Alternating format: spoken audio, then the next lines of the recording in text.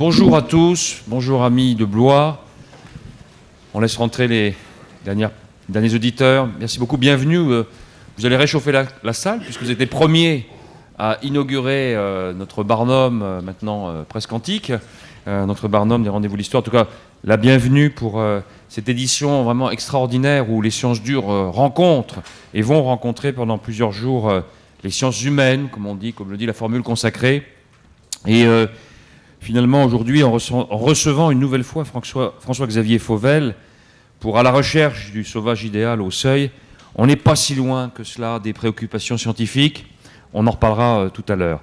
Alors, François-Xavier Fauvel, on vous remercie d'ailleurs d'avoir accepté une nouvelle fois l'invitation des Rendez-vous de l'Histoire. Et on est très très heureux, après ce magnifique rhinocéros d'or, Histoire au pluriel du Moyen-Âge africain, publié en 2013, et qui avait obtenu le Grand Prix des Rendez-vous de l'Histoire de Blois. Et c'était vraiment un très très grand livre, si rare pour nous de lire l'histoire médiévale, moderne, voire presque contemporaine de l'Afrique, dans un cursus ou un corpus universitaire où c'est vrai, on est plutôt recentré ou franco-centré.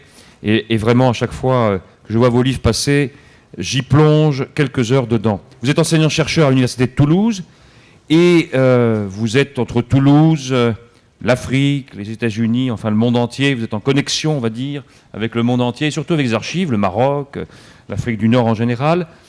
Et votre précédent livre, Rhinocéros d'or, le Rhinocéros d'or, m'avait laissé un très grand souvenir, tant était grande la rigueur de l'enquête, la qualité de l'écriture, et puis surtout la qualité de l'enquête. On pouvait prendre le livre par n'importe quel bout, et finalement on était satisfait à chaque fois de découvrir telle ou telle histoire de l'Afrique, notamment l'histoire de ce rhinocéros d'or, avait-il une ou deux cornes, ce qui changeait toute la donne pour l'enquête.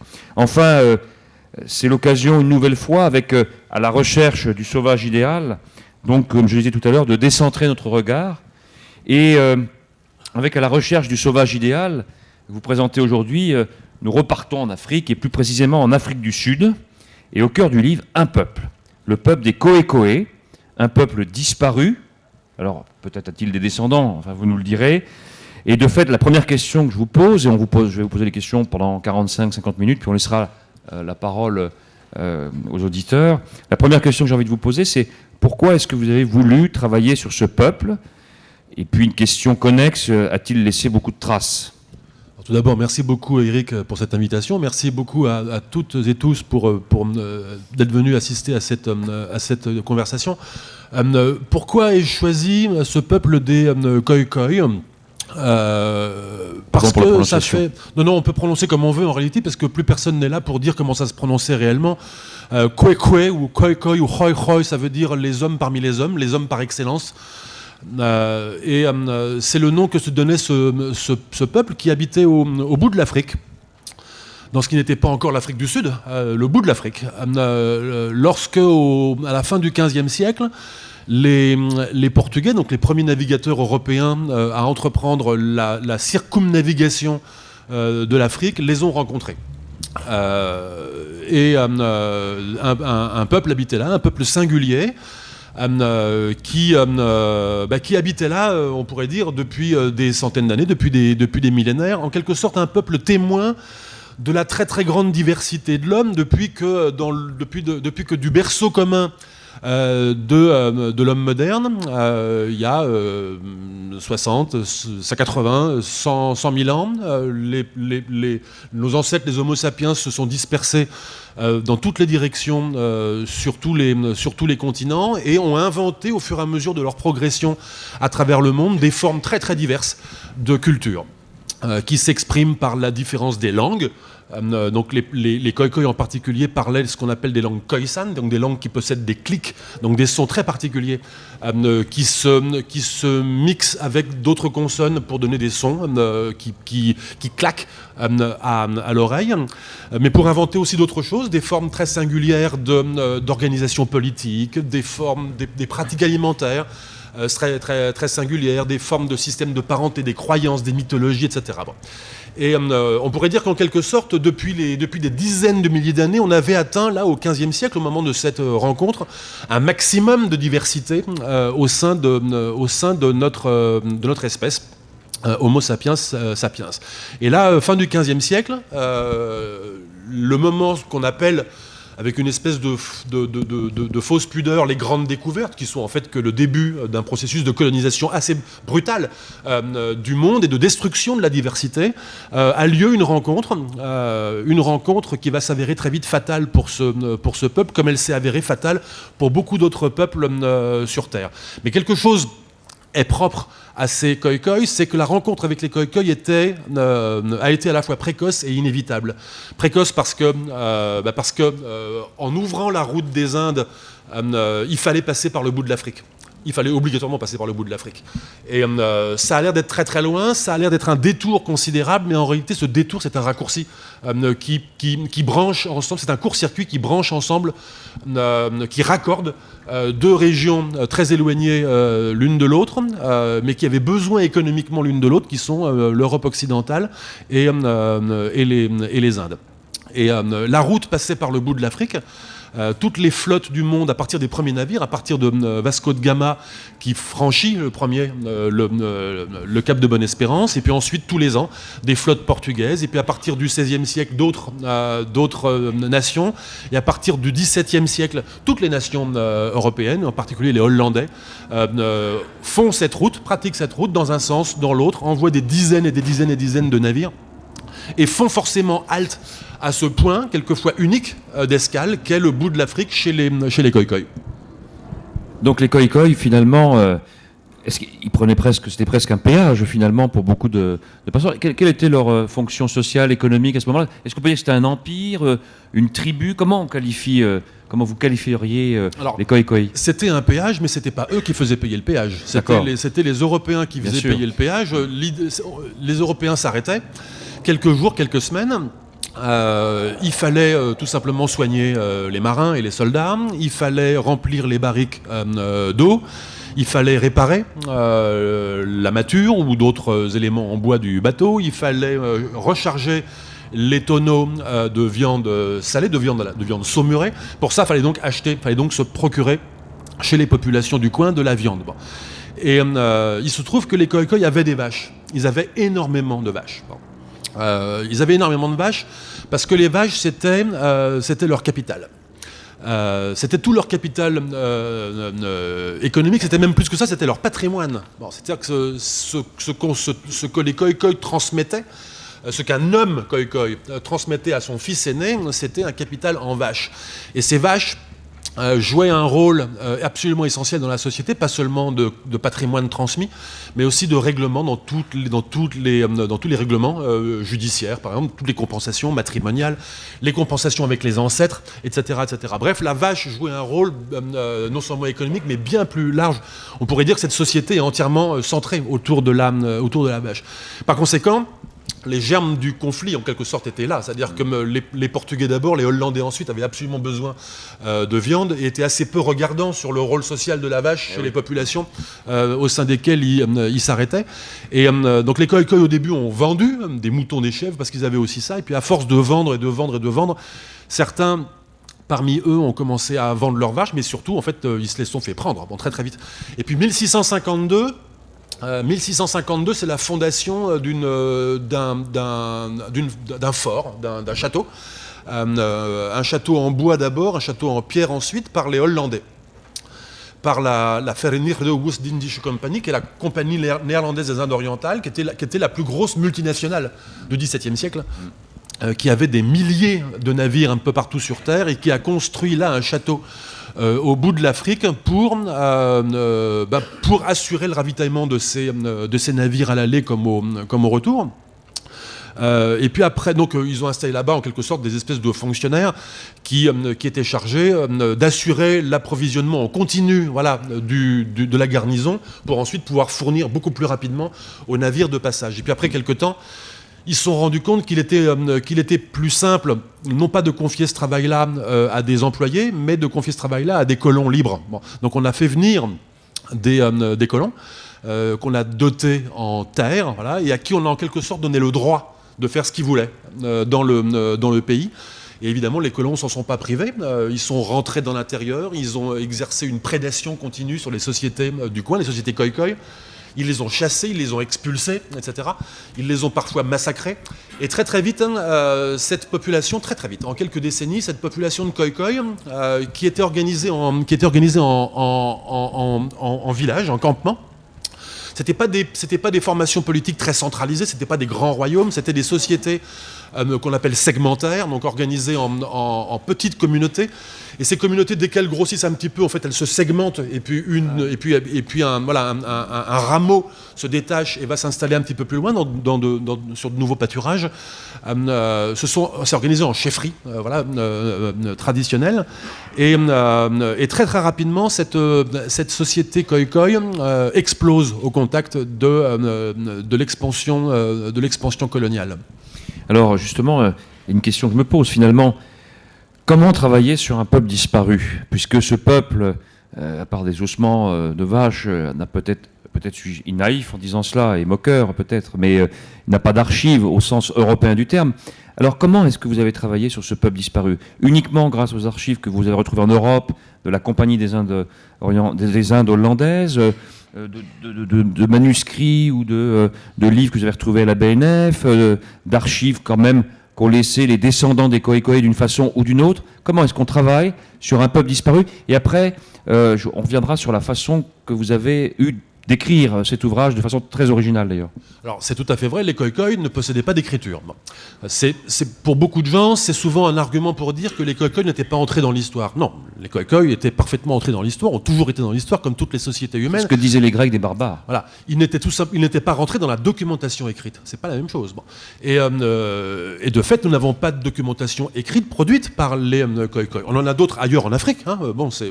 Mais on n'en a pas de la part des Khoikhoi. Néanmoins, les Khoikhoi ont laissé toute une série de vestiges dans notre monde. Ils ont laissé des vestiges matériels, donc ça, des morceaux de céramique dans le sous-sol de la province du Cap, des choses très frustes et ténues, mais qu'on retrouve néanmoins. J'ai moi-même d'ailleurs retrouvé des campements Khoikhoi du XVIIe siècle qui avaient très longtemps échappé aux archéologues, parce qu'un campement de pasteurs de vaches, ça laisse très très peu de traces dans le paysage, très très peu de traces dans le paysage. Quelques tessons de céramique, de la bouse de vache qui parfois est accumulée sur des épaisseurs suffisantes pour qu'elle se consume toute seule par autocombustion, et donc par conséquent c'est une espèce de matière vitreuse dans les champs qu'on peut retrouver. Des outils en pierre taillée, je raconte aussi l'histoire d'une pipe hollandaise du XVIIe siècle, du XVIIIe siècle qu'on a retrouvée, et qui est un vestige très très probable d'utilisation par des Khoikhoi et de consommation du tabac et de cannabis par les Khoikhoi. Donc des vestiges matériels, très bien. Mais c'est pas la seule chose. Ces vestiges matériels ne sont pas la seule chose que laisse un peuple en dépit du fait qu'il ait disparu. Les Khoikhoi ont laissé des vestiges linguistiques, des mots, des clics dans beaucoup de mots de langue d'Afrique australe, du sud de l'Afrique. Dès que vous entendez une langue du sud de l'Afrique qui possède un clic, et c'est le cas du Xhosa, c'est le cas du Zoulou, c'est le cas d'autres langues, voilà, on entend des clics. Voilà, bon. Dans ces langues-là, ce sont des clics qui ont été hérités de langues parlées antérieurement en Afrique australe. Et puis il y a des mots, même dans la langue afrikaans, qui est la langue des Colords et des Afrikaners d'Afrique du Sud, il y a aussi des mots Khoikhoi dans ces langues-là. Il y a même une structure de la langue afrikaans qui est directement, c'est un peu technique, mais ça s'appelle la double négation, et c'est une structure directement héritée également du Khoikhoi. Il y a des vestiges génétiques. Il y a eu des métissages anciens de ce processus de colonisation dans l'intérieur. Les colons et puis leurs fils, etc., qui colonisaient l'intérieur du pays, souvent n'avaient pas d'épouse européenne. Ils se mariaient, ou ils prenaient des maîtresses parmi les africaines, et ils avaient des enfants, etc., qui eux-mêmes colonisaient dans l'intérieur. C'est le processus de création de toute cette population très très mélangée d'Afrique du Sud, qui ne préjuge d'ailleurs en rien du fait que, au moment de la ségrégation et de l'apartheid, des catégories raciales extrêmement rigoureuses ont été imposées à cette population-là. Mais néanmoins, il y a des vestiges génétiques. Bon. Et puis il y a des vestiges plus immatériels. qui m'ont intéressé aussi. Immatériel dans les discours. Il y a des gens dans la société sud-africaine d'aujourd'hui qui revendiquent une ascendance Khoikhoi. Bon. Il y a des gens qui disent « nous sommes descendants des Khoikhoi ». On en reparlera justement avec le retour de la Vénus Hottentote. Absolument. Il y a des gens qui disent ça, c'est des éléments de discours, mais le discours ça existe, le discours c'est des traces, le discours c'est des vestiges. L'identité, personne ne niera que c'est important. Je veux dire, à l'heure où on voit une région d'Espagne au bord de se déclarer indépendante, personne ne va nier que l'identité ce soit important. Ça a des effets sociaux extrêmement importants. L'identité, pourtant, ça n'est rien d'autre que du langage, que des vestiges imaginaires. Et au sens où c'est dans l'imagination. Bon. Et c'est pas moins réel qu'autre chose. C'est moins matériel, mais c'est pas moins réel qu'autre chose. Et puis il y a d'autres vestiges aussi. Il y a évidemment ce que les voyageurs ont vu, ce que les voyageurs ont cru voir, ce que les voyageurs ont décrit. Et tout ça, on le trouve effectivement dans les livres publiés qu'on trouve à la BNF et ailleurs. Il y a aussi les archives, parce qu'il y a des archives. Il y a des archives de missionnaires chrétiens, protestants ou catholiques, qui sont allés s'installer en Afrique du Sud, dans l'extrême nord de l'Afrique du Sud, et qui là ont rencontré des gens qu'ils définissent parfois comme indigènes, parfois comme métis, parfois comme blancs, etc. Et en regardant de très très près les archives, on voit des métissages s'opérer, on voit des choses se faire, qui n'empêchent pas les gens de se classer après ou d'être classés de force dans telle ou telle catégorie, en dépit même des métissages qui se font et dans lesquels on voit... voilà. Et donc il y a des archives, et puis il y a aussi toujours dans ce registre immatériel, il y a des vestiges qui sont proprement de l'ordre de l'imaginaire. Bon. Et c'est ce que j'ai essayé de montrer aussi en commençant mon livre en ouvrant un autre livre du romancier sud-africain John Maxwell Coetzee à propos de En attendant les barbares. Voilà un roman qui est constellé en réalité de vestiges Khoikhoi. Alors justement, on parle du début du livre, on pourrait aussi commencer par la fin, votre livre. Hein, on peut commencer de plusieurs façons cet ouvrage, un peu comme dans le Rhinocéros d'or. Mais là, vous êtes allé un peu plus loin dans la démarche. Et vous écrivez dans le prologue que le livre, je vous cite, le livre racontera donc son histoire, l'histoire du peuple Khoikhoi, à rebours. Qu'est-ce à dire? C'est un livre avec plusieurs sujets. Est-ce que c'est une autre façon pour vous de faire de l'histoire, de l'écrire, de captiver le lecteur, avec une narration double, originale, qui a eu l'air, au départ, quand vous l'annoncez, d'en déstabiliser certains. Et finalement, une fois qu'on est dedans, eh bien, on apprécie tout à fait la démarche stimulante. C'est-à-dire que moi, je ne sais pas très bien, comme historien, je ne sais pas toujours très bien où est le début ou la fin d'une histoire. Bon. La façon habituelle, disons, de raconter une histoire d'historienne ou d'historien, c'est de commencer par le début chronologique. C'est de commencer par dire, bon ben voilà, je vais vous dire qui étaient les Khoikhoi au 15e, 16e, 17e siècle, et puis ensuite je vais vous raconter ce qu'il advient des Khoikhoi. Donc ce qu'il advient des Khoikhoi, ben, c'est un peu comme j'ai commencé à le dire à ma première réponse tout à l'heure, oui.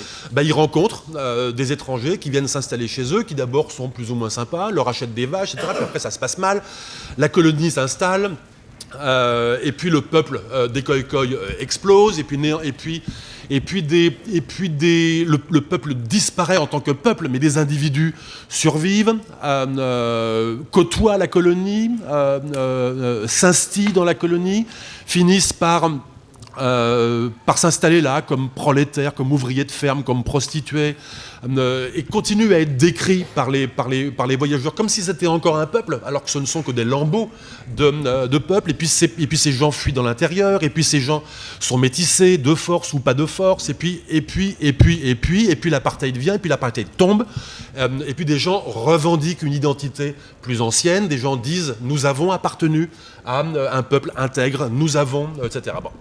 Cette histoire-là, j'aurais pu la raconter dans ce sens-là. Bon. Et en même temps, je ne pouvais pas la raconter dans ce sens-là parce que c'est une histoire qui a des pleins et des creux. C'est une histoire dans laquelle il y a des choses qu'on ne connaît pas. C'est un peu comme en archéologie. En archéologie, vous fouillez un carré, cette scène, mettons, vous descendez de quelques centimètres, quelques dizaines de centimètres, c'est d'abord du sol, c'est de l'humus, c'est du présent. Il y a des choses très actuelles, il y a des montres, il y a des bracelets, il y a des verres de lunettes. Bon, vous décapez tout ça, et puis vous tombez là sur une couche archéologique. Vous la fouillez très proprement, vous photographiez, vous relevez, vous prélevez tout ça, vous mettez dans les sacs, vous mettez dessus ce que c'est, vous faites un catalogue, vous faites un inventaire, vous étudiez, vous envoyez ça aux spécialistes, vous datez. Et puis vous prélevez tout ça, et puis vous tombez en dessous sur une couche à nouveau qu'on appelle stérile. Il n'y a pas grand-chose pendant quelques dizaines de centimètres, mais en dessous, il y a une autre couche, qui sont les ancêtres ou pas des gens de la couche supérieure. En fait, vous traversez les couches accumulées comme ça avec des creux et des pleins. Bon. Ces creux et ces pleins sont intéressants, mais les creux sont intéressants aussi, parce que ces creux nous disent que pendant quelques dizaines d'années, ou quelques centaines d'années, ben là, il n'y a pas eu de traces. Mais les traces peuvent être là, sous les pieds de monsieur, peuvent être ailleurs, parce que le village s'est déplacé, parce que n'importe quoi. Bon. Donc c'est une documentation historique avec des pleins et des creux. Et puis les lectrices et les lecteurs auraient pu me dire, mais enfin, vous commencez par le point de commencement chronologique en nous disant qui sont les Khoïkhoïs. Mais en fait, monsieur Fauvel, mais comment vous le savez? Comment je le sais? Je le sais parce que j'ai traversé toutes les couches pour le savoir. Je le sais parce que comme un enquêteur qui finit par résoudre un crime qui a eu lieu il y a 6 mois ou il y a 50 ans, je le sais parce que j'ai collecté des vestiges, j'ai collecté des indices présents. J'ai interviewé des gens de maintenant. J'ai ramassé maintenant des petits indices, des cheveux ou des trucs voilà, dans la chambre où a eu lieu le meurtre. Je le sais parce que l'enquête a eu lieu de maintenant et qu'elle remonte avec un objectif qui est d'aller résoudre quelque chose, un événement qui s'est passé. Par conséquent, j'ai voulu que ma démarche épouse ça. Épouse le sens qui, à mon sens, est le bon sens. Hein, c'est le sens de l'enquête. Donc, oui, d'une certaine façon, mon livre est écrit à l'envers, mais en réalité, non. Il est écrit dans le sens de l'enquête. Il se lit très très bien et on comprend très très bien. Et je me dis, voilà, en vous écoutant, finalement, on devrait tous se mettre à l'archéologie pour savoir écrire de cette façon-là. Parce que je me dis, finalement, c'est peut-être l'archéologue qui a cet œil-là et qui sédimente et qui regarde, effectivement. Alors, dans l'un des chapitres, vous évoquez la célèbre, je suis obligé d'y revenir, la célèbre Vénus Hottentote, vous pouvez peut-être juste rappeler après qui elle fut, d'origine Khoisan, et ses restes ont été rendus donc en 2002 à l'Afrique du Sud. Elle a été exhibée en Europe dans les années 1810 ou à partir des années 1810. Et finalement, que souhaitiez-vous montrer en revenant sur cet objet d'histoire? Ça, vraiment, on voit bien là ici l'objet d'histoire que représente toute l'histoire de la Vénus Hottentote et surtout le retour de la Vénus Hottentote. Et finalement, qu'est-ce que vous souhaitiez montrer en revenant sur cet objet d'histoire qui est amplement évoqué dans les histoires coloniales, par exemple, et y compris dans l'histoire de la médecine coloniale, pourrait-on dire, dans ses plus noirs dessins. Et cette trajectoire individuelle, finalement, qu'est-ce qu'elle apporte à la connaissance des Khoïkhoïs? Et puis après, je vous poserai une question par rapport au regard européen, mais pour l'instant, déjà, la question est vaste. Alors, cette jeune femme... qui a été désignée Vénus Hottentote s'appelait Sarah Bartman. Bon. Et elle a été désignée Vénus Hottentote par une espèce de sobriquet, de sobriquet potache. C'est une blague de scientifique de bas étage. Bon. Pourquoi? Parce que on connaissait à cette époque-là des Vénus, des statues grecques, qu'on appelait des Vénus callipiges. Pour ceux qui fréquentent un tout petit peu le grec, ça veut dire Vénus aux belles fesses. Bon. Et cette dame, Sarah Bartman, avait une caractéristique d'avoir des grosses fesses. Et on l'a donc, les savants, enfin il faut imaginer, les étudiants en médecine, enfin bon voilà, des potaches quoi, lui ont inventé un sobriquet qui était Vénus aux fesses grasses, Vénus stéatopige. Bon. Et elle a été qualifiée comme ça, Vénus Hottentote, parce que Hottentote a commencé à s'imposer comme nom de remplacement des Khoïkhoïs. Cette jeune femme, elle venait de la province du Cap, qui à ce moment-là, au moment où elle est née, était encore une colonie hollandaise. C'est devenu pendant sa petite enfance une colonie britannique. Bon, et puis de là, elle a été emmenée en Angleterre, exhibée en Angleterre. Elle y a passé quelques années, puis amenée à Paris, exhibée à Paris sur scène, et puis exhibée au Jardin des Plantes, devant un public de savants. Et puis elle est morte à Paris. Cuvier l'a disséquée, a prélevé ses organes génitaux, ses fesses, son cerveau, a fait des articles savants, on a prélevé son squelette, on a remonté son squelette, on a présenté pendant 1 siècle et demi son squelette dans les vitrines, et ainsi que son moulage, ainsi que les bocaux de formol au public parisien. Bon. Et puis, en 2002, la France restitue, pas de son plein gré. Ça a été compliqué, hein. Restitue. Vous racontez toute l'histoire. On peut découvrir dans votre livre. Hein. Restitue les restes à l'Afrique du Sud. Cette histoire-là, j'aurais pu la raconter exactement comme là, c'est-à-dire une fois de plus dans le sens chronologique. Mais en la racontant dans le sens chronologique, on rate un truc. On rate un truc qui est cette question, mais pourquoi on a tant regardé Sarah Baartman. Pourquoi surtout on a tant regardé en dessous de la ceinture. Et ça, en faisant l'histoire à l'envers, c'est-à-dire en faisant l'histoire à partir du moment de la restitution à l'Afrique du Sud, et puis en remontant dans le temps, et en s'apercevant que tout au long du 19e siècle, c'est-à-dire en fait bien longtemps après sa mort, bien longtemps après sa dissection, tout au long du 19e siècle, on continue à s'intéresser à son corps, à ce qui reste de son corps, et donc en remontant un peu plus haut de son vivant, pourquoi le public regarde cette femme sous la ceinture. Bon. Et en fait, on comprend autre chose. Et on comprend que la raison pour laquelle on regarde le corps de cette femme en dessous de la ceinture, c'est parce que cette femme est devenue une pièce à conviction. Elle est devenue en fait une pièce à conviction. C'est pas juste un sujet qui s'est trouvé passer par là et qu'on a exhibé sur scène. Cette femme, elle a servi un discours savant. Et en fait, même elle a fait plus que ça. Elle a servi toute une série de discours savants et parfois des discours savants opposés les uns aux autres. En fait, cette femme, elle a servi à structurer un discours savant, bon. et qui est celui de l'anatomie comparée, qui est celui du grand débat du 19e siècle sur y a-t-il une seule espèce humaine, on disait race, ou y a-t-il plusieurs espèces humaines. Et le débat s'est focalisé en dessous de la ceinture. Pourquoi ? Parce que certains disaient que dans les fesses de la Vénus hottentote, dans les fesses, il y avait un os supplémentaire. Et s'il y avait eu un os supplémentaire, ça aurait été un gros problème pour l'unité de l'espèce humaine. Bon. Donc certains croyaient qu'il y avait un os supplémentaire. Cuvier dément absolument au moment de la dissection qu'il y a eu un os supplémentaire et milite farouchement pour dire cette femme appartient définitivement à la même espèce humaine que nous. Attention, son cerveau prouve qu'elle est tout en bas de notre espèce. Mais elle appartient à la même espèce que nous. Et ce rapport de dissection-là, qui est l'un des actes fondateurs du monogénisme, l'une des pièces à conviction du monogénisme, la théorie d'une seule espèce humaine, sera contestée tout au long du XIXe siècle. Il y a de fervents polygénistes, donc partisans de plusieurs espèces humaines, aux États-Unis, encore à la fin du XIXe siècle, qui seront certains que le rapport de Cuvier était une fake news, était faux, était truqué.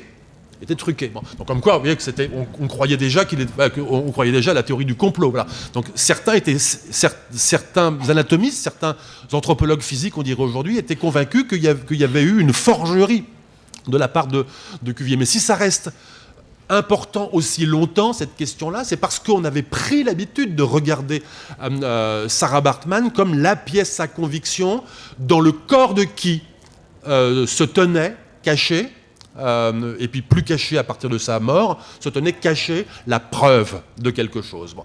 Et c'est là encore qu'une fois de plus, la démarche consistant à remonter dans le temps apporte plus de choses que la narration dans le sens chronologique, c'est parce qu'à tout ça, il existe une couche encore antérieure, qui est cette habitude prise, déjà dans le courant du XVIIIe siècle, et encore déjà avant, de regarder ce qu'on appelait les hottentots, les khoikhoi, ceux qu'on appelait les hottentots, de les regarder comme une pièce à conviction. On était certains, au XVIIIe siècle, les voyageurs naturalistes, mais aussi les philosophes des Lumières, étaient certains que les hottentots allaient répondre à une série de questions.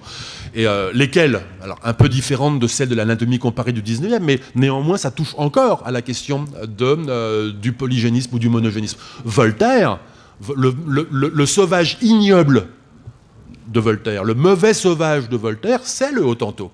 C'est le Hottentot des récits de voyage, c'est le Hottentot de l'encyclopédie Diderot et d'Alembert. Le Hottentot est le paroxysme du mauvais sauvage qui sert à Voltaire à prouver qu'il existe différentes espèces humaines. Et inversement, mais pas si inversement que ça non plus, vous allez voir, inversement chez Rousseau, le bon sauvage, le sauvage noble, il est ignoble chez Voltaire, il est noble chez Rousseau, le noble sauvage chez Rousseau, c'est le Hottentot. Pour quiconque lit ou relit le discours sur l'origine de l'inégalité parmi les hommes de Rousseau, le bon sauvage, c'est le Hottentot. Pourquoi ? Parce qu'il est le mauvais sauvage de Voltaire. C'est-à-dire que ce sauvage qui est le pire du sauvage et qui sert en quelque sorte d'exemple à Voltaire pour le rejeter en dehors de l'humanité, c'est très utile à Rousseau. Parce qu'il suffit de convertir le signe. Il suffit de dire « Ah, très bien, très bien. Il est vraiment le mauvais sauvage pour vous. C'est un exemple parfait pour moi. C'est un exemple parfait pour moi parce que ce sauvage, ce Hottentot est la preuve que même dans un état de déchéance avancé, même à l'extrême de l'humanité, l'homme, dans l'état de nature, est quand même assez sage pour refuser d'entrer dans la corruption de la civilisation.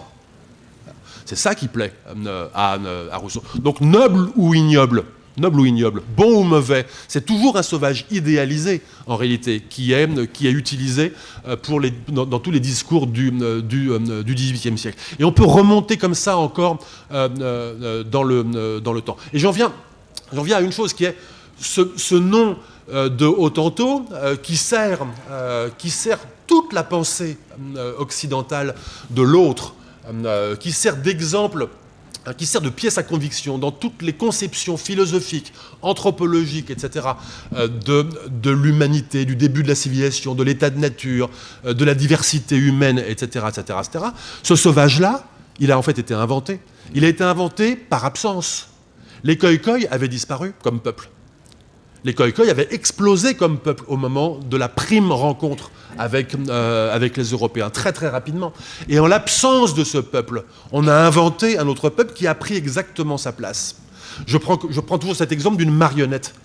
On avait des Khoïkhoïs au bout de l'Afrique. Ces Khoïkhoïs ont disparu, ont explosé dans le choc de la rencontre. Et néanmoins, on a cru encore voir des Khoïkhoïs dans ces individus dépenaillés, prolétarisés, vivant au Cap, à qui on a cru bon de donner un sobriquet, celui de Hottentot, voilà, qu'on a fait parler comme une marionnette. Et le bon ou mauvais sauvage, le sauvage idéalisé, fait parler en fait une marionnette comme un ventriloque fait parler sa marionnette, et on lui fait dire toute une série de choses. On lui fait dire des choses sur notre rapport à la civilisation. On lui fait dire des choses sur la diversité de l'espèce humaine, ou sur l'unité de l'espèce humaine, ou sur la gradation des êtres vivants, etc., etc. Et c'est ce qui m'a intéressé de découvrir dans cette approche, dans cette narration inversée de l'histoire, qui une fois de plus est le bon sens, est le sens de l'enquête. C'est ça qui m'a intéressé de découvrir, c'est qu'en réalité, on a cessé de faire parler des voix, des marionnettes, des personnages fantoches, des fantômes, des Khoïkhoïs. Mais il y en a quand même qui essaient de les faire parler. Quand on reviendra sur ce regard de l'autre, sur également la remise en cause ou pas du concept d'identité ethnique. Vous dites, d'ailleurs, vous plaidez la prudence dans votre ouvrage, on pourra en reparler. À propos des funérailles de la Vénus Hottentote en 2002, ça a été quand même très compliqué. Alors d'abord, la restitution par la France, et ensuite vous avez ces descendants, ou soi-disant descendants, on n'arrête pas de les faire parler, ces sauvages idéal, et est-ce qu'on leur rend service? Est-ce que leurs soi-disant descendants leur rendent service? Donc il y a une double question. D'abord, le retour qu'est-ce que ça signifie finalement? Quel regard on porte? Est-ce qu'on a un doute? Est-ce que simplement la France qui considère que c'est une propriété de la France, comme l'obélisque à la place de la Concorde? Et puis, secondo, une fois qu'elle arrive là-bas, il y a toute une histoire enchevêtrée autour de qui va en gros se retrouver autour des restes, quelle mémoire nationale? On est après l'apartheid et pourtant c'est encore très saignant, cette fracturation des mémoires. Oui, on est en Afrique du Sud après la fin de l'apartheid, dans un moment évidemment extrêmement intéressant de notre histoire contemporaine, un moment d'invention de la démocratie, un moment de redistribution complète des droits civiques, un moment de réappropriation des outils de l'économie sud-africaine, etc. etc. Bon. Mais aussi, une autre chose intéressante, qui est un moment de réélaboration des mémoires. Bon. L'apartheid avait créé des tiroirs raciaux dans lesquels les gens avaient été mis. Bon. Et les gens avaient été mis de force dans ces tiroirs raciaux. Vous apparteniez à telle race ou telle race. Bon. Et, ou telle race, ou telle race, ou telle race. Il y en avait plusieurs. Bon. Et c'était des carcans, parce qu'en réalité, ces races-là n'étaient pas que des tiroirs, n'étaient pas qu'une taxinomie. Ça conditionnait toute la vie quotidienne des Sud-Africains. Jusqu'au cimetière, où chacun a son carré. Jusqu'au cimetière, bon. Mais je dis des Sud-Africains, mais attention, les Sud-Africains pendant l'apartheid, ça n'existait pas. Ça n'existait pas, les Sud-Africains. Personne ne pouvait dire pendant l'apartheid, nous, Sud-Africains. Non. On disait nous, les Afrikaners, ou on disait nous, les Zoulous, ou on disait nous, les Colored, ou on disait nous, les Indiens, ou on disait nous, ceci ou cela. Mais nous, Sud-Africains, ça n'existait pas. Ça, c'est quelque chose qui se fabrique. Cette fabrique d'un nouveau nous collectif, c'est quelque chose qui se fabrique pendant les années de transition, 90, 94, grâce en particulier au discours politique de Mandela, qui comprend très très bien qu'il y a là un enjeu de la démocratie, qui est d'unir les gens et pas de cliver les gens. Et par conséquent, ce qu'on entend à ce moment-là, c'est réémerger, dans ces années 90-2000, réémerger des voix. Des voix qui disent autre chose que nous sommes blancs, nous sommes colored, nous sommes bantous, nous sommes zoulous, etc. Des gens qui disent autre chose. Pourquoi ? Parce que le carcan saute, parce que les identités assignées, les identités obligatoires sautent, et les gens commencent à retrouver une liberté de repenser leur identité, de revisiter leur généalogie, souvent métissée, et de se réapproprier des personnages ou des lignées de leur histoire. Et oui, on entend à ce moment-là des gens dire « nous descendons des Khoikhoi, nous sommes les héritiers de Sarah Baartman, ou Sarah Baartman nous appartient, etc., etc. » Donc oui, en effet, il y a à ce moment-là des voix divergentes, il y a à ce moment-là une espèce de compétition, quel groupe a plus le droit qu'un autre, etc. Bon. Mais je voulais surtout, à ce moment-là, moi, résister à une ironie. Parce que c'est assez facile pour le sociologue, l'historien, l'anthropologue qui observe la résurgence d'identité, qui est un phénomène classique. Bon, c'est assez facile d'ironiser sur ça. C'est assez facile de dire, en quelque sorte, mais comment peut-on être Khoikhoi lorsqu'on a cessé de l'être ? Comment peut-on être... non, je ne vais pas dire catalan. Comment peut-on être persan ?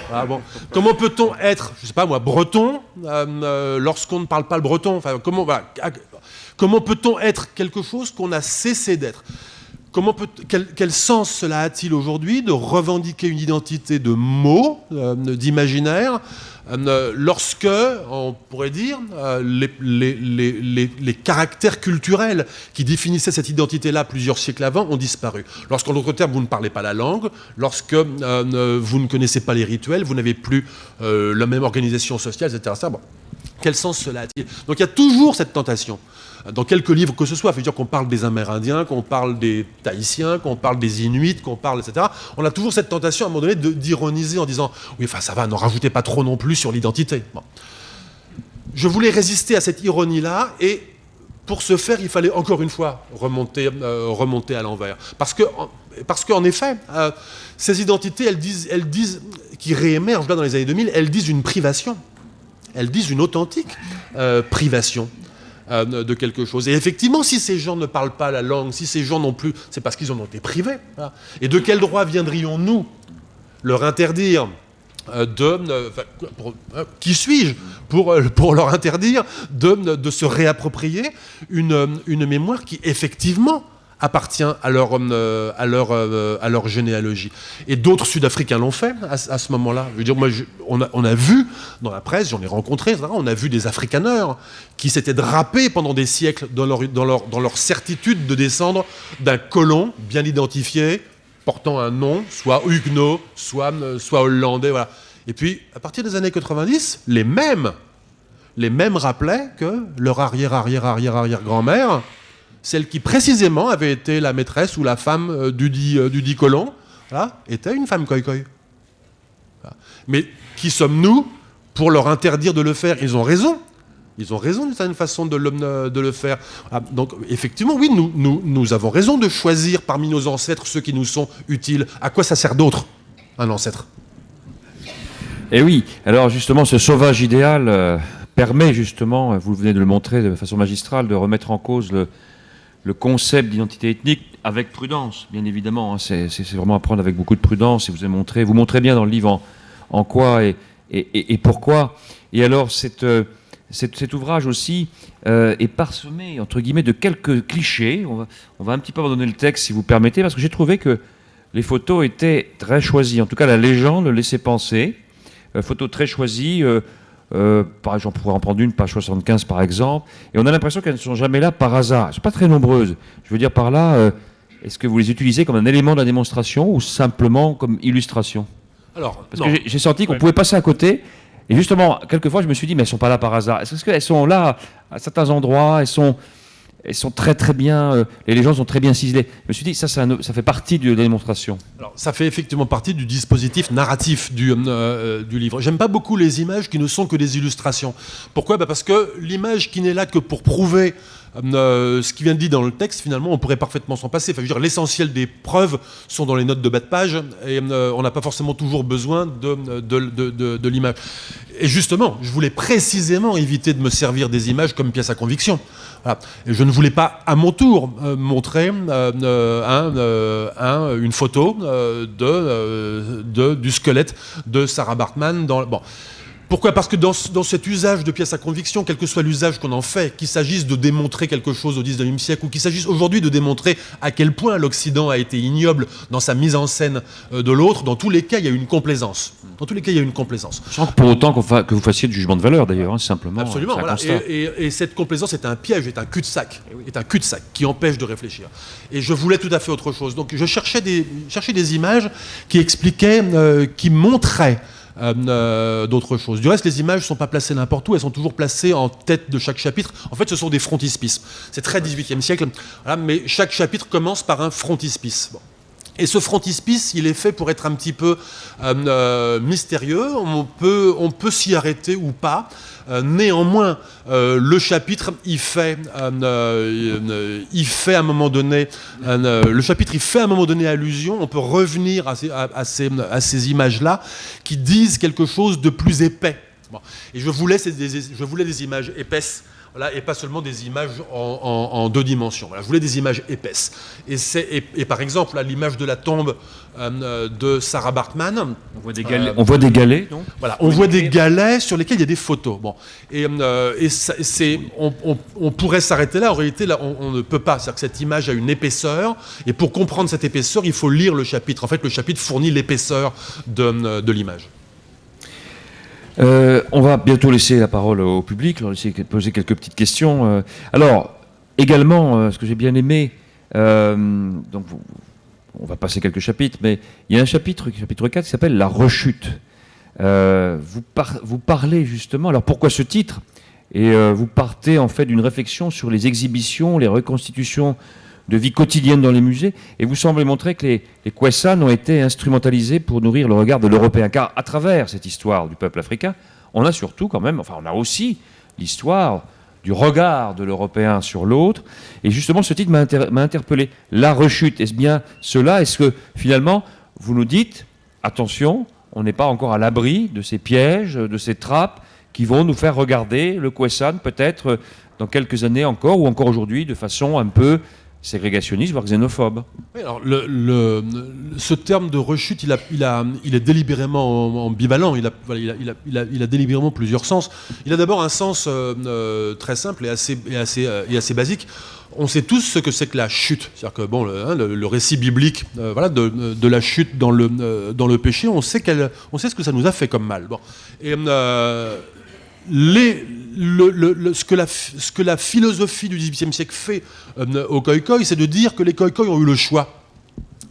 C'est pas tout d'avoir été comme tous les hommes,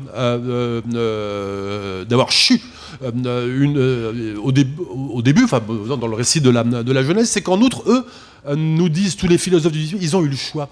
Ils se sont vus offrir la civilisation, et quelle forme de civilisation? La colonie néerlandaise. Bon. Et néanmoins, en dépit de ce choix, plusieurs fois offert, etc., les Khoï-Khoï n'ont cessé de dire non. Bon.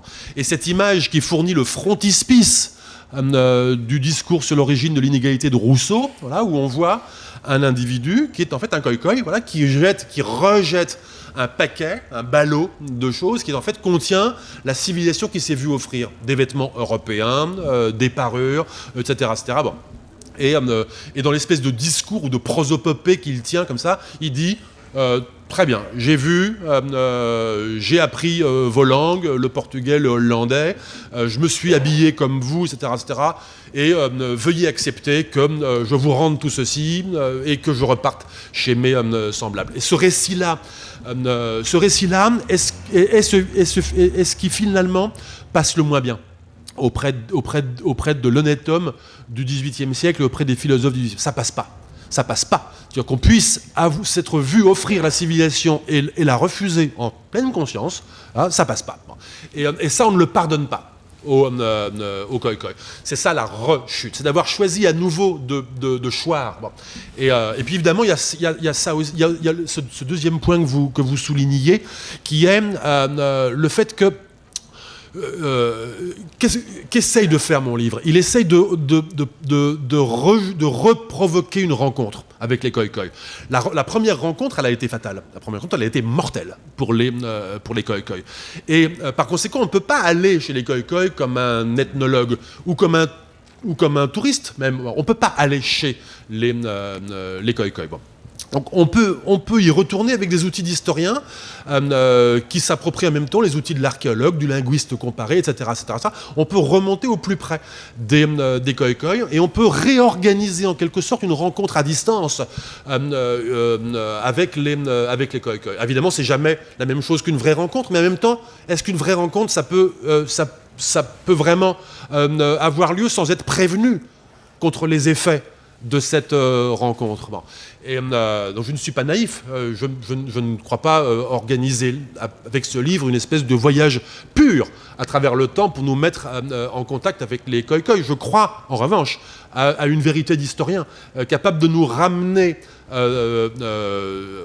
dans une époque, dans une société, au plus près qu'il soit possible, mais en nous prévenant, et tout le livre sert à ça, tout le livre sert à nous prévenir du risque encouru durant la rencontre. Ça sert à nous prévenir du mal que ça fait. La rencontre, la colonisation, effectivement, on est au cœur de cette histoire-là. En tout cas, c'est un très beau sujet que vous traitez de façon pluridirectionnelle. C'est un sujet carrefour qui nous interroge, qui, moi, m'a beaucoup titillé, m'a obligé à me poser des questions très actuelles.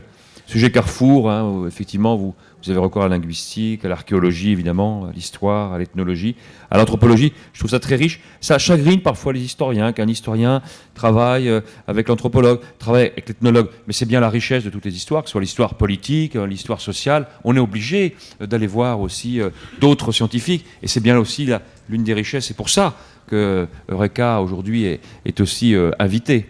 Oui, et puis comme je disais aussi dans l'interview du Monde qui est paru il y a quelques jours, c'est pas comme si j'avais le choix. Il y a 10 jours, voilà. Je faisais allusion, effectivement. C'est pas comme si j'avais le choix. C'est-à-dire comme si je devais me contenter de sources écrites, enfin archivistiques. J'étais étonné par la question d'ailleurs, mais bon. Voilà. Si je devais m'en contenter, j'irais pas très loin. Voilà, l'historien de l'Afrique.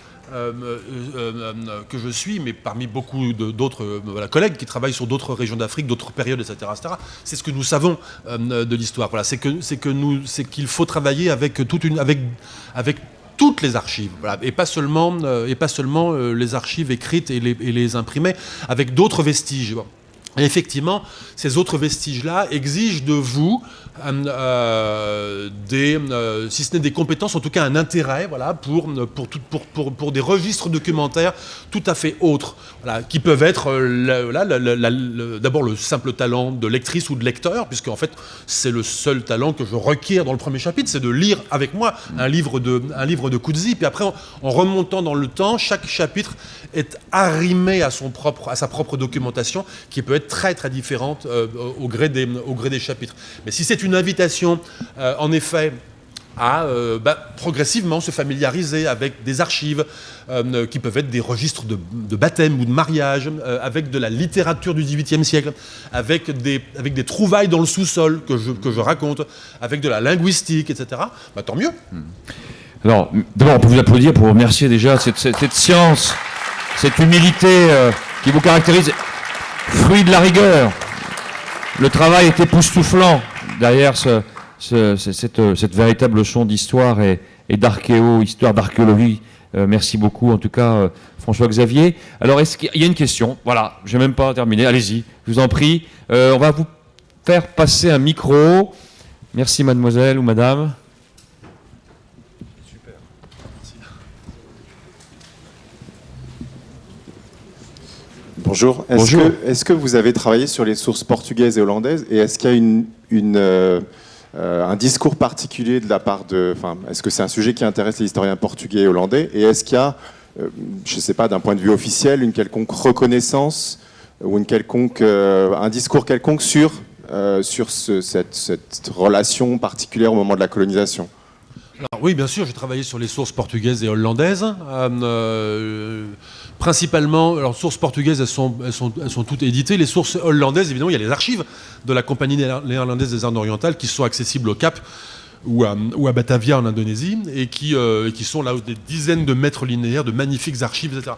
Chose intéressante d'ailleurs, dans ces épais registres qui consignent toute la documentation du fort du Cap de Bonne-Espérance, on rencontre des khoikhoi partout. Voilà, à partir de 1652, toutes les pages, il y a des khoikhoi, etc. Puis 1713, il n'y en a plus. Voilà. En fait, il y a eu une grande épidémie de variole qui tue l'essentiel des khoikhoi cette année-là. Voilà. Donc là, il y a pratiquement plus de khoikhoi à partir de cette date-là. Donc oui, j'ai travaillé sur ces archives-là et sur bien d'autres archives qui sont mentionnées dans le livre, qui sont évoquées dans le livre. Après, non, il y a assez peu de réflexions d'historiens ou d'historiennes sur ces questions-là, de la rencontre, des effets de la rencontre et de l'histoire du regard sur l'autre dans l'historiographie portugaise et néerlandaise. Néanmoins, c'est pas un terrain désert. Enfin, je veux dire, il y a une littérature anglophone, etc., etc. Voilà. Une autre intervention, question, échange. Monsieur, je vous en prie. Bonjour. Je voulais savoir si il n'y a pas un certain paradoxe à trouver chez les Européens. D'un côté, des gens qui trouvent une très grande différenciation entre eux et les autres peuples colonisés du point de vue de la génétique ou du point de vue philosophique, et d'autre côté, d'autres gens européens qui se croisent et se métissent allègrement avec ces populations. Alors ça, c'est une très bonne question, parce que c'est une très bonne question en effet, et de ce point de vue-là, le cas de l'Afrique du Sud est absolument exemplaire. Parce que on pourrait croire que l'Afrique du Sud a été une juxtaposition de populations qui ne se sont jamais mélangées. Et parce que c'est ce que nous dit l'apartheid. L'apartheid nous dit, voilà, gardons les gens séparés, c'est ce que veut dire apartheid, gardons les gens séparés pour éviter le métissage. Mais attention, c'est ce qu'il nous dit. Et c'est pas parce qu'il nous le dit que c'est vrai. Enfin, d'où faudrait-il le croire? Bon. Et en réalité, l'Afrique du Sud, c'est très intéressant, a été un Finistère. Exactement comme la France a été un Finistère au bout de l'Eurasie occidentale, l'Afrique du Sud a été un Finistère où toute une série de populations sont arrivées et se sont arrêtées, faute de pouvoir aller ailleurs. Bon. Et ce Finistère, ce sac qu'est le bout de l'Afrique, a engendré le même genre de phénomène de métissage profond, etc., d'acculturation, pas seulement de métissage génétique, d'acculturation culturelle profonde. Et l'apartheid est une idéologie qui vient se juxtaposer à ça, qui vient essayer d'enrayer ça, qui vient essayer d'arrêter l'inévitabilité du métissage, de l'acculturation, de la rencontre, etc. Parfois, on le sait, et j'en parle d'ailleurs dans le livre, parfois ça veut dire essayer contre toute raison, non pas d'empêcher le métissage, mais de démétisser les gens. Bon. Parce que dans le grand ouest de l'Afrique du Sud, cette colonie du Cap qui avait plusieurs siècles d'existence et où des métissages, des mélanges, des acculturations, des emprunts culturels, etc., avaient eu lieu depuis des siècles, bon. Personne ne contrôlait la pureté de la langue. les gens se sont mis à inventer une nouvelle langue, hein, un créole qu'on appelle l'afrikaans, qui grammaticalement est une langue indo-européenne, mais qui dans son vocabulaire, qui dans beaucoup de ses structures, est une langue qui est empreinte aux langues d'Afrique, à des langues d'Indonésie, etc. etc. Bon. Du point de vue génétique, je vous en parle même pas. Donc, tout le monde est mélangé dans cette grande moitié ouest de l'Afrique du Sud. Et lorsque le régime d'apartheid, le régime ségrégationniste d'abord, dans les années 20 et 30, et le régime d'apartheid ensuite, à partir de 48, a voulu mettre en œuvre sur le terrain, comme disent les élites politiques, comme disent les énarques, bon, sur le terrain, l'apartheid. Comment ils ont fait? Ils ont envoyé des énarques sur le terrain, et les énarques ont dû constater très très vite que c'était très difficile de classer les gens. Très très difficile. Parce qu'en fait, parmi des frères et des sœurs, certains étaient plus foncés que d'autres. Parmi les mêmes frères et sœurs, certains étaient plus foncés que d'autres. Et puis, dans une même famille, composée ou recomposée, il y avait des gens de différentes origines, etc. etc. Je prends cet exemple-là dans le livre. À un moment donné, il fallait quand même bien créer des catégories, puis mettre dedans des gens. Allez, vous serez blanc. Allez, boum, vous serez métis, colored. Et comment on fait pour savoir? L'un des agents que je mentionne, il dit très simplement, il dit voilà, moi j'y arrive pas. Sur la couleur, j'y arrive pas. Sur la texture du cheveu, j'y arrive pas. Ça. Donc en fait, c'est très simple. Je pose la question, je parle aux gens. Et s'ils s'adressent à moi en disant monsieur, ça veut dire qu'ils sont blancs. S'ils s'adressent à moi en disant basse, patron, ça veut dire qu'ils sont métis. Merci pour cette réponse. Une dernière intervention, une dernière question. Monsieur et monsieur, allez, deux. J'aurais voulu savoir ce que vous pensez éventuellement de l'extermination des Hottentots au début du XXe siècle, en Namibie essentiellement. Alors, en Namibie, il y a eu, dans cette colonie qui s'appelait le Sud-Ouest africain, qui s'appelle la Namibie maintenant, il y a eu un génocide. Un génocide des Herero, donc une société de langue bantoue, mais dont des victimes, plus que collatérales, d'autres victimes ont été les Namakwa. Voilà, bon. Et les Namakwa de Namibie. Bon. Et donc, voilà, donc j'en pense rien, c'est un génocide qui a pratiquement éliminé les Herero, qui n'a pas éliminé les Namakwa, qui vivent encore en Namibie, qui sont cependant, qui sont pas tout à fait, qui sont pas très proches des Khoikhoi dont je parle. Voilà, c'est une société reliée, mais assez lointainement apparentée, qui parle pas la même langue. Voilà. Et que les Khoikhoi du Cap. C'est pas la même histoire. Voilà, c'est pas la même histoire. Monsieur, pour finir, merci François-Xavier. Oui, est-ce que l'historien que vous êtes pourrait s'intéresse à l'histoire contemporaine de l'Afrique du Sud? Et est-ce que on peut commencer à expliquer ce qui a permis ce que j'appelle moi le miracle Mandela? Parce que quelques années avant la fin de l'apartheid, on était quasiment persuadé que l'Afrique du Sud allait se livrer à une guerre civile épouvantable. Et ce miracle Mandela est-il aujourd'hui menacé, peut-être Alors, merci pour cette question qui va me permettre effectivement de finir cet entretien sur ce message-là. C'est comme, en effet, vous avez raison de rappeler que le miracle sud-africain, personne n'y croyait. On ne pouvait pas y croire. Bon. Et tout le monde prophétisait l'expulsion des Blancs, la guerre civile, l'embrasement de tout le pays. Etc. Et néanmoins, de cette situation totalement fragmentée de cette Afrique du Sud qui n'existait pas, qui était un sud de l'Afrique où des communautés étaient tout simplement juxtaposées, est sorti quelque chose. Alors aujourd'hui, c'est de bon ton souvent de dire oui, mais enfin bon, le miracle sud-africain, on le surévalue beaucoup, regardez la corruption, regardez ceci, regardez la criminalité. Ouais. J'ai envie de dire, mais attendez, mais regardons-nous, regardons ailleurs. Pourquoi ce malin plaisir à aller, à vouloir pervertir ce qui est ce qui est effectivement un miracle. Alors, enlevons ce terme religieux de miracle. Néanmoins, il s'est passé quelque chose. Et ce qui s'est passé en Afrique du Sud, je disais tout à l'heure, peut-être avec un raccourci qu'il faut que j'explique, je disais tout à l'heure l'invention de la démocratie. Parce que, réfléchissons-y une minute. La démocratie, on dit parfois, elle est athénienne. On dit elle est américaine. On dit c'est la Révolution française. Elle est bon.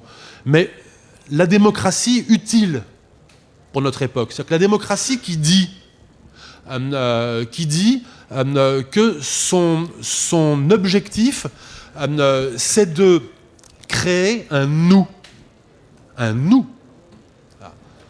qui, à partir d'une diversité de gens incapables de penser nous,